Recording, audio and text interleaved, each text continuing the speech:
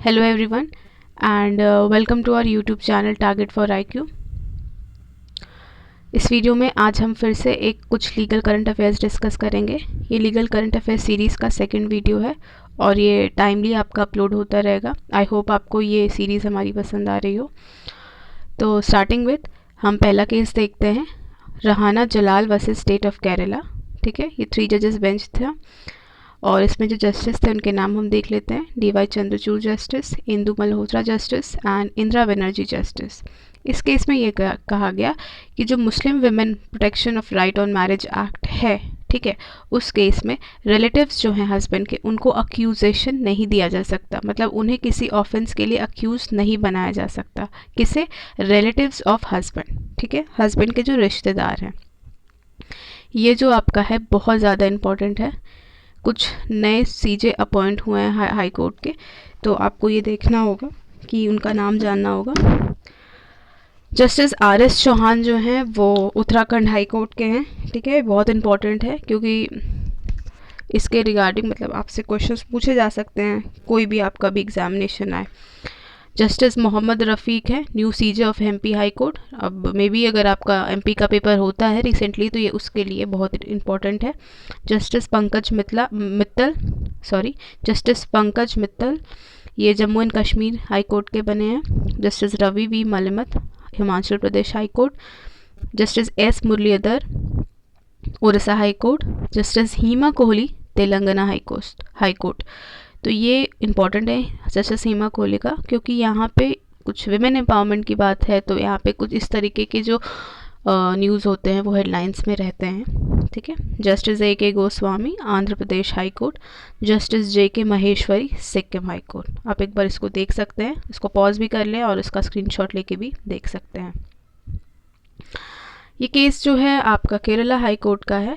ठीक है, तो two it is of Kerala high court but then also बहुत इंपॉर्टेंट है, क्योंकि कभी कभी कुछ स्टेट हाई कोर्ट के जो जजमेंट होते हैं वो डिफरेंट स्टेट के एग्ज़ाम्स में पूछ लेते हैं, क्योंकि उनकी रेलेवेंसी उतनी हाई होती है। इसी तरह इस केस की भी रेलेवेंसी बहुत ज़्यादा है, क्योंकि ये CRPC के एक प्रोविज़न से रिगार्डिंग है। 357A का जो सब क्लॉज 1, 4, 5 है उसको सब्सटैंटिव बताया गया है इस केस में। ठीक है, 357A आई होप आपको पता हो कि ये विक्टिम कॉम्पनसेशन स्कीम के रिगार्ड में है। केस का नाम है district collector Alappuzha versus DLSA। Alappuzha, DLSA basically आपका डिस्ट्रिक्ट लीगल सर्विस अथॉरिटी है। Shilpa Mittal versus state of NCT of Delhi. इसमें ये कहा गया है कि JJ act, that is juvenile justice act, इसमें जो भी ऑफेंस आपके 7 साल से ज़्यादा का पनिशमेंट रखते हैं बट उसका कोई मिनिमम पनिशमेंट नहीं बताया गया उस केस में। ठीक है, तो they come into the category of the serious offences, but उन्हें आप हीनियस ऑफेंस नहीं कह सकते हैं। ये 2 जजेस बेंच थी, justice Deepak Gupta and justice Aniruddha Bose. Chebrolu Leela Prasad Rao versus state of Andhra Pradesh and others. इस केस में ये कहा गया कि जो 100% ST रिजर्वेशन है टीचर्स पोस्ट में, उसको अनकॉन्स्टिट्यूशनल डिक्लेयर कर दिया गया था। ठीक है, टीचर्स की कोई पोस्ट निकली थी तो उसमें पूरी तरीके से 100% जो था वो ST का रिजर्वेशन कर दिया गया था शेड्यूल्ड एरिया में। ठीक है, तो उसको सुप्रीम कोर्ट ने अनकॉन्स्टिट्यूशनल डिक्लेयर कर दिया। इनरे